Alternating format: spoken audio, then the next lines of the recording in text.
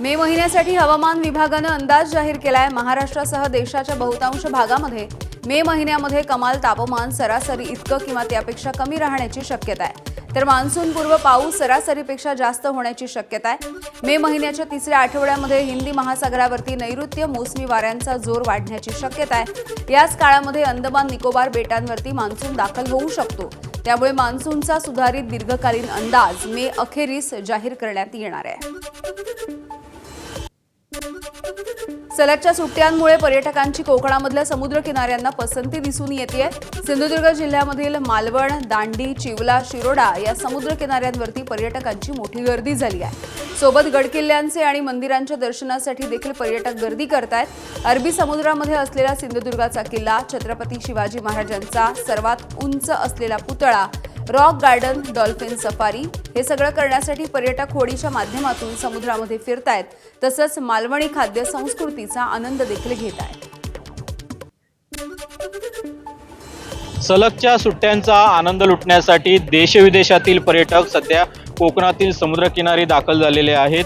मी सध्या सिंधुदुर्गातील मालवणमधील दांडी समुद्रकिनारी आहे आणि या ठिकाणी मोठ्या संख्येने पर्यटक जे आहेत ते जलपर्यटनाचा आनंद लुटताना पाहायला मिळत आहेत।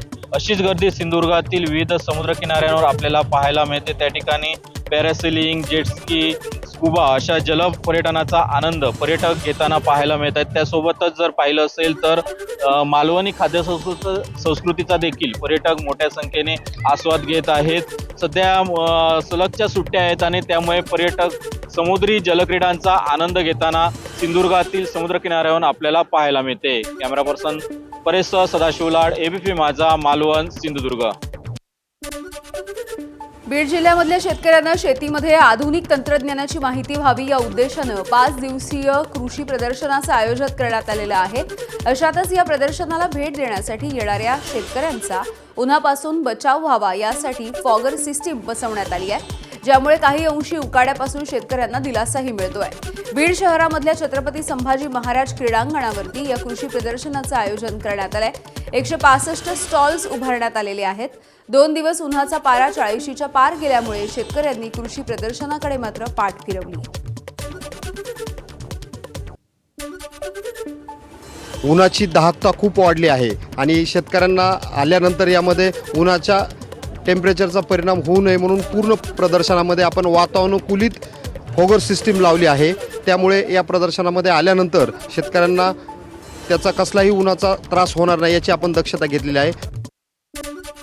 तर वाढत्या तापमानाचा महावितरणला देखील चांगलाच फटका बसतोय। धाराशिवच्या कळंब इथल्या महावितरणच्या सबस्टेशन हे जळून खाक झालंय। तापमानामध्ये वाढ झाल्यामुळे आगीचा भडका उडाला। सबस्टेशनमध्ये आगीचे लोळ बघायला मिळाले। तब्बल 7 ते 8 तास ही आग धुमसत राहिली। कळंब शहरासह ग्रामीण भागामधल्या विद्युत पुरवठा खंडित झालाय। उन्हामुळे तापमानामध्ये वाढ झाल्यामुळे आग लागल्याची घटना घडली आहे।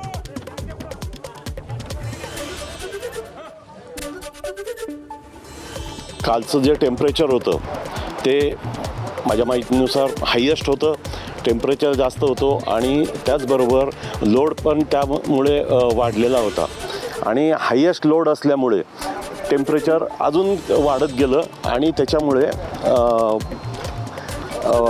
आग लागली ती।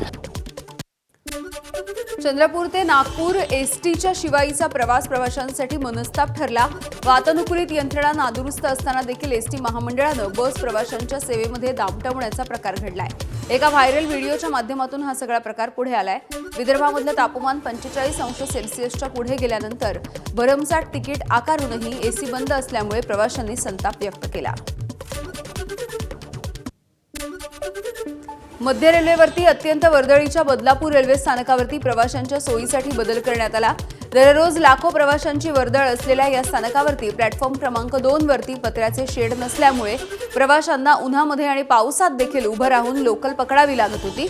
यावरती उपाय म्हणून आता रेल्वे प्रशासनानं अखेर शेड उभारणीचं काम युद्धपातळीवरती सुरू केलंय। मात्र या कामाच्या दरम्यान सुरक्षेच्या कारणास्तव कर्जत आणि खोपोलीकडे जाणाऱ्या लोकल गाड्यांचा थांबा नेहमीच्या जागेपेक्षा 3 डबे मागे म्हणजेच कल्याणच्या दिशेला हलवण्यात आलेला आहे। इंडिकेटर्स आणि डब्यांचे फलकही त्यानुसार बदलण्यात आले। तरी देखील या बदलाची माहिती अनेक प्रवाशांपर्यंत न पोहोचल्यामुळे ऐन गर्दीच्या वेळी प्लॅटफॉर्मवरती धावपळ आणि गोंधळाचे चित्र बघायला मिळत आहे। त्यामुळे रेल्वे प्रशासनाच्या या संथ कारभारावरती प्रश्नचिन्ह उपस्थित झालं आहे। बदलापूर रेल्वे स्थानकावरती पत्र्याची शेड असावी यासाठी अनेक वेळा बदलापूरमध्ये प्रवाशांनी आंदोलन केले होते। याचीच दखल घेत आता रेल्वे प्रशासनाकडनं बदलापूर रेल्वे स्थानकाच्या सुरुवातीला पत्र्याचे शेड टाकण्याचं काम हाती घेतले आहे। मी सध्या उभा आहे बदलापूरच्या प्लॅटफॉर्म क्रमांक 2वर आणि याच प्लॅटफॉर्म क्रमांकच्या 2वरील कर्जत आणि खपोलीच्या दिशेने जाणाऱ्या रेल्वेच्या सुरुवातीलाच शेड टाकण्याचं काम जे आहे ते सुरू केलेले आहेत। आपण पाहू शकता या ठिकाणी बॅरिगेटेड टाकून या ठिकाणी प्रवाशांची सुरक्षा या ठिकाणी पाहता या ठिकाणी बॅरिगेड टाकण्यात आलेले आहेत। या ठिकाणी महिला डबा असेल, फर्स्ट क्लास डबा असेल, हा डबा कुठे येणार यासाठी त्यांना सूचना दर्शक या ठिकाणी फलक देखील या ठिकाणी लावण्यात आलेले आहेत। इंडिकेटर देखील मागे सरकवण्याचं काम या ठिकाणी सुरुवात आहे। एकंदरीत पाहायला गेलं तर अनेक वर्षापासून याच प्लॅटफॉर्मवरती भर पावसामध्ये व उन्हामध्ये उभे राहून या ठिकाणी जे प्रवासी आहेत त्या प्रवाशांना लोकल ट्रेन पकडावी लागत होती। मात्र आता रेल्वे प्रशासनाकडनं शेडचं काम या ठिकाणी सुरू केलेलं आहे आणि यामुळे मोठा दिलासा जो आहे तो प्रवाशांना मिळणार आहे। सध्या तरी पाहिलं तर स्टेशन परिसरामध्ये आता कर्जत आणि खपोलीच्या दिशेने जाणाऱ्या सुरुवातीलाच या ठिकाणी कामाची सुरुवात या ठिकाणी झालेली आहे। त्यामुळे प्रवाशांना दिलासा मिळत असेल तरी देखील प्रवाशांना होणाऱ्या त्रासासाठी कुठेतरी प्रवाशांनी सहकार्य करावे असे आव्हान देखील रेल्वे प्रशासनाकडनं केले जात आहे। सुनील जाधव, एबीपी माझा, बदलापूर। अर्धवट काम करून ठेवत असतात, पाठीमागे केलं पुढे तसंच ठेवलेलं आहे। लवकरात लवकर त्यांनी काम करायला पाहिजे। ऊन किती आहे आणि पाऊस सुरू झाला का लोकांची फजिती होण्याची चान्सेस आहेत। रेल्वेने हे काम लवकरात लवकर करायला पाहिजे। बघा उन्हाळ्यात तर तुम्ही पहा तिथे ऊन किती लागतं, ते उन्हाचे चटके लागतात, लोकांनी काय बसायला जागा नाही तिथे, असे ठेवले इथे अर्धवट काम करून ठेवलेलं आहे। तर रेल्वेला कधी जाग येणार, किती वेळा आम्ही सांगायचं तो काम तर लवकर झालंच पाहिजे, कारण की आता जूनपासून पाऊस चालू होणार आणि आता सुद्धा एवढी गरमी आहे, हेट वेव वगैरे आहे, तर त्याच्यामुळे गरमीमध्ये पण तिथे उभं राहता येत नाही पॅसेंजर्सला आणि त्या बाजूला म्हणजे ट्रेनचा डबा वगैरे त्या बाजू तिथपर्यंत जातो। सो त्याचं शेडचं काम लवकरात लवकर करावं ही विनंती आहे। भंडारा जिल्ह्यामध्ये सूर्यानं आग ओकायला सुरुवात केली आहे। पारा थेट 44 अंशांपर्यंत जाऊन पोहोचलाय। या प्रखर उष्णतेचा सर्वाधिक फटका जलसाठ्यांना बसतोय। महाराष्ट्र मध्य प्रदेशच्या सीमेवरील राजीव सागर प्रकल्पाची पाण्याची पातळी खालावली आहे। मे महिन्याच्या सुरुवातीलाच या प्रकल्पामध्ये केवळ 25% इतका पाणीसाठा शिल्लक आहे। तांत्रिक वाटणीमुळे भंडारा जिल्ह्याच्या वाट्याला अवघे 12.5% पाणी येणार असल्यामुळे जिल्ह्यावरती भीषण पाणी टंचाईचं संकट आहे। महाराष्ट्र आणि मध्य प्रदेश राज्यांचा संयुक्त प्रकल्प असलेल्या बावनथडी नदीवरील राजीव सागर या धरणाची स्थिती सध्या चिंताजनक आहे। या प्रकल्पामध्ये केवळ 25% जिवंत पाणीसाठा शिल्लक आहे।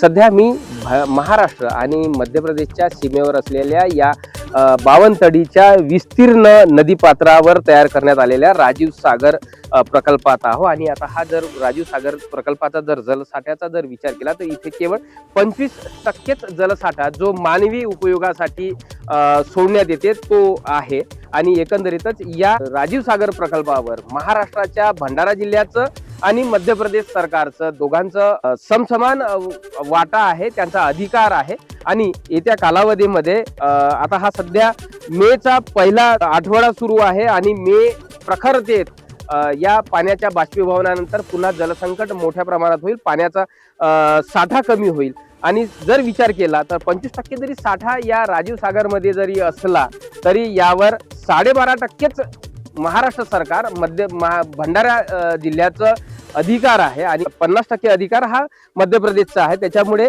येत्या कालावधीमध्ये या राजीव सागर प्रकल्पाच्या परिसरामध्ये असलेल्या गावांमध्ये मोठ्या प्रमाणामध्ये जलसंकट निर्माण होईल की काय असा प्रश्न आताच इथे उपस्थित होऊ लागलेला आहे।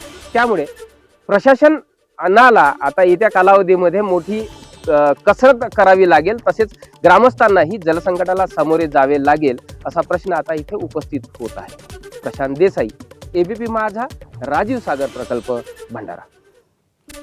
यवतमाळमधल्या अजंती पारधी बेड्यावरती अन्वी भोसले या 6 वर्षांच्या मुलीचा मृत्यू झाला.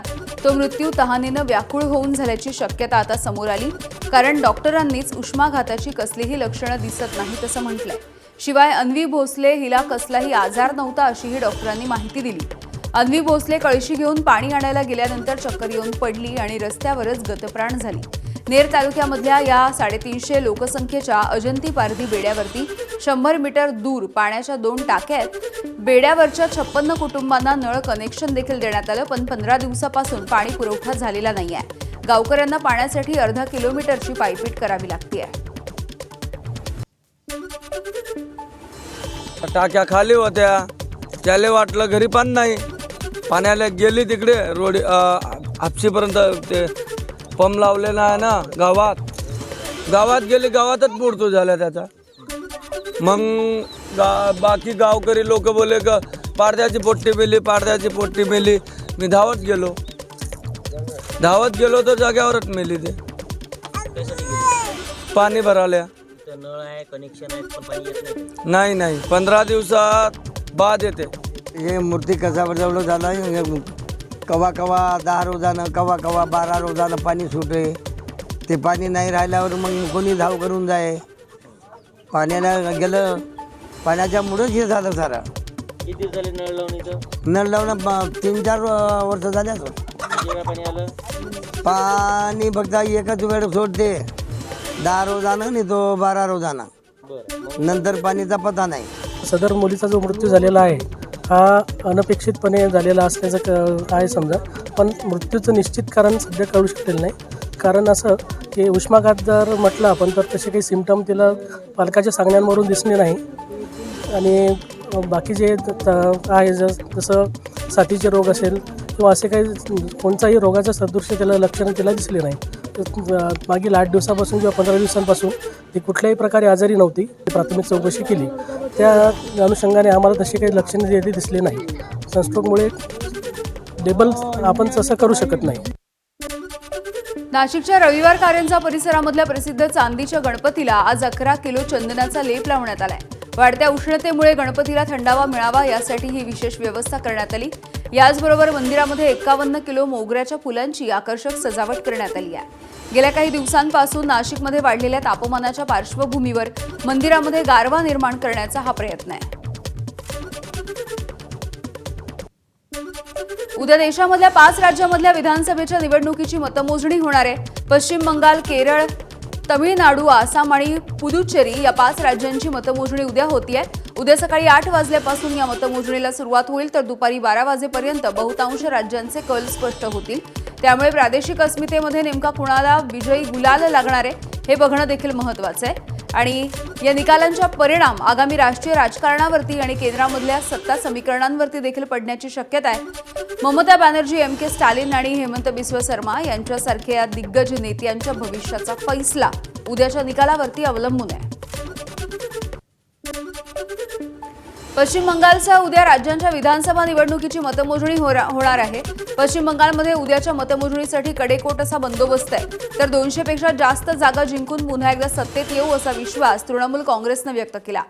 अखेरचं मत मोजायला जात नाही तोपर्यंत आपापली जागा सोडू नये, पक्षानं दिलेली जबाबदारी टाकून देऊ नये असे स्पष्ट निर्देश तृणमूल काँग्रेसच्या प्रमुख आणि पश्चिम बंगालच्या मुख्यमंत्री ममता बॅनर्जी यांनी आपल्या मतमोजणी पर्यवेक्षकांना दिली आहे. पश्चिम बंगालमध्ये फाल्टा मतदारसंघातलं मतदान रद्द झालं. 21 मे रोजी फाल्टा मतदारसंघामध्ये पुन्हा एकदा मतदान होणार आहे. फाल्टामधील सर्व 285 मतदान केंद्रावरती मतदान घेतलं जाईल. लोकशाही प्रक्रियेचं उल्लंघन झाल्यामुळे आयोगानं हा निर्णय घेतला. 21 मे रोजी मतदान होऊन 24 मे रोजी स्वतंत्रपणे मतमोजणी होणार आहे.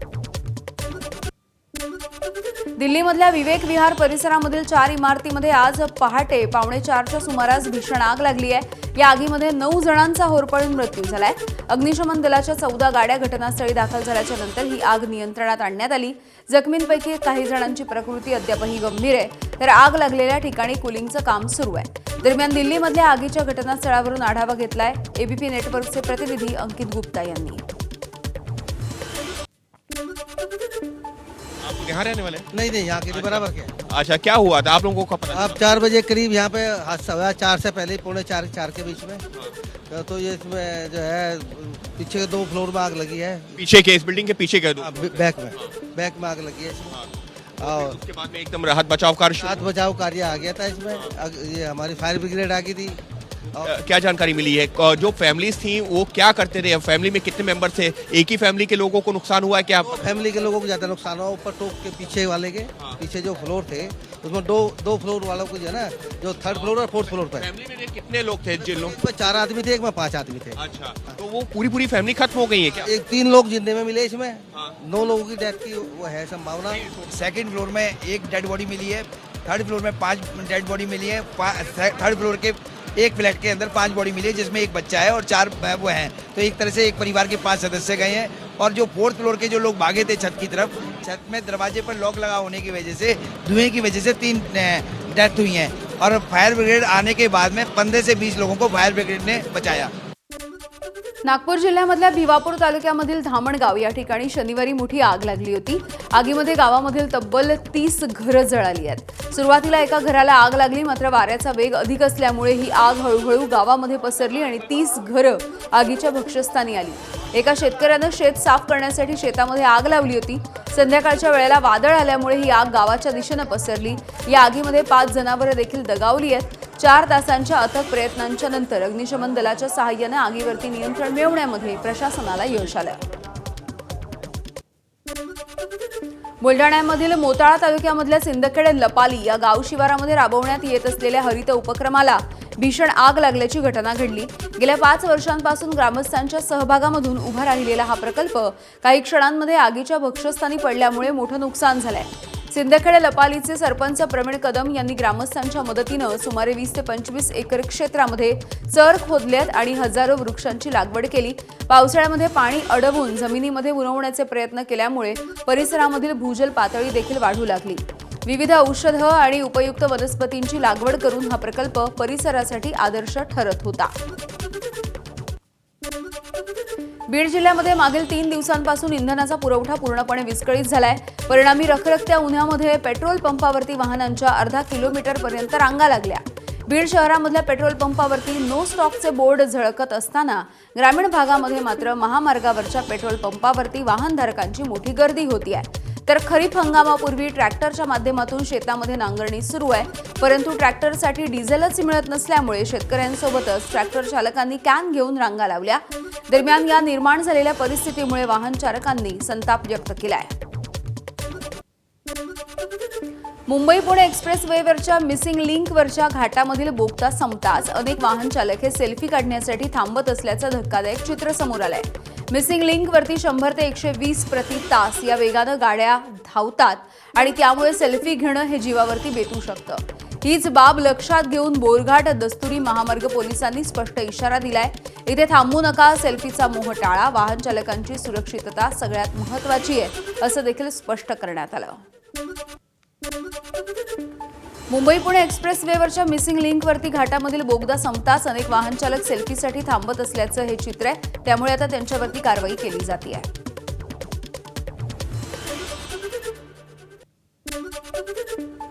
नवीन मिसिंग लिंक झालेला आहे, त्याला मोहामध्ये तुम्ही सेल्फी काढता त्यावेळी दुसरे वाहनधारक हा स्पीड नेत असतो, त्यामुळे अपघात होण्याची शक्यता आहे। तरी आम्ही सर्व वाहनधारकांना सूचना दिलेल्या आहेत। आता आम्ही मोटार वाहन अधिनियम 122/177 प्रमाणे कारवाई करतो। जर भविष्यात आम्ही सदर वाहन चालकांच्यावर गुन्हे दाखल करणार आहोत। मिसिंग लिंक सुरू झाल्यापासून पुणे मुंबई एक्सप्रेस वेवरती वाहतूक कोंडीबद्दल कोणत्याही तक्रारीचा अद्यापही नियंत्रण कक्षाला कॉल आलेला नाही। 1 मे महाराष्ट्र दिनी पुणे मुंबई एक्सप्रेस वेवरील मिसिंग लिंक प्रकल्पाचं लोकार्पण झालं आणि कालपासून दोन्ही मार्ग सर्वसामान्यांसाठी वाहतुकीसाठी खुले झाले। मिसिंग लिंक सुरू होण्यापूर्वी अनेक ठिकाणी अपघात आणि त्यामुळे वाहतुकीच्या कोंडीचे 10 ते 15 कॉल हे नियंत्रण कक्षाला यायचे, मात्र कालपासून नियंत्रण कक्षाला वाहतूक कोंडीचा आणि अपघाताचा एकही कॉल आलेला नाही असा दावा यंत्रणांनी केला आहे। चांगला झाल्यामुळे जड वाहतूक, जड अवजड वाहने आणि ट्रक, पेट्रोलिंगचे ट्रक, गॅसच्या ट्रक हे बरोबर जुन्या मार्गाने जात आहेत आणि कॉल जे वाहतूक कोंडी संदर्भात जे कॉल प्राप्त होते अगदी नगण्य झालेले आहेत, नसल्यात जमा आहेत। वाहतूक सुरळीत चालू आहे, कुठे काही अडचण नाही आहे। पेट्रोलिंग सतत चालू असल्यामुळे लक्षात येते की कुठे काही अडचण येत नाही, गाड्या बंद पडत नाहीत, सुव्यवस्थित वाहतूक सुरू आहे. मुंबई गोवा महामार्गावरती सलग तिसऱ्या दिवशी वाहतूक कोंडी झाली आहे. महामार्गावरच्या माणगाव इंदापूर जवळ वाहनांच्या रांगा लागल्या. उन्हाळी सुट्टीसाठी मुंबईकर आणि पर्यटक मोठ्या संख्येनं कोकणाच्या दिशेनं निघाले, त्यामुळे ही वाहतुकीची कोंडी झाली. तर सलग 3 दिवस आलेल्या सुट्ट्यांमुळे पर्यटकांचा परतीचा प्रवास देखील सुरू झालाय. दोन्ही मार्गिकांवरती वाहनांच्या रांगा लागल्या. परिणामी वाहतूक कोंडी सोडवत असताना पोलिसांची देखील कसरत होतीये. बेळगावमध्ये कपिलेश्वर तलावामध्ये पोहण्यासाठी गेलेल्या 2 मुलांचा बुडून मृत्यू झाला. अग्निशमन दलाच्या जवानांनी एका मुलाचा मृतदेह बाहेर काढलाय. दुसऱ्या मुलाच्या मृतदेहाचा शोध घेण्यासाठी मराठा सेंटरचे जवान दाखल झाले. 7 वर्षीय शिवम सुंडीकर आणि 11 वर्षीय परशुराम निलचकर अशी या मृत मुलांची नावं आहेत. सध्या शाळांना सुट्टी असल्यामुळे ही दोन्ही मुलं कपिलेश्वर तलावामध्ये पोहण्यासाठी गेली होती. हिमाचल प्रदेशच्या कांगरा जिल्ह्यामधील नूरपूर परिसरामध्ये एक भीषण असा अपघात झाला. चंबा ते उना या मार्गावरती जाणारी खासगी बस ही नियाजपूर जवळ उलटली. बसमध्ये सुमारे 40 प्रवासी होते, तर 26 जण जखमी झाल्याची माहिती आहे. चालकाची प्रकृती अचानकपणे खालावल्यामुळे बसवरचे नियंत्रण सुटून हा अपघात झाला.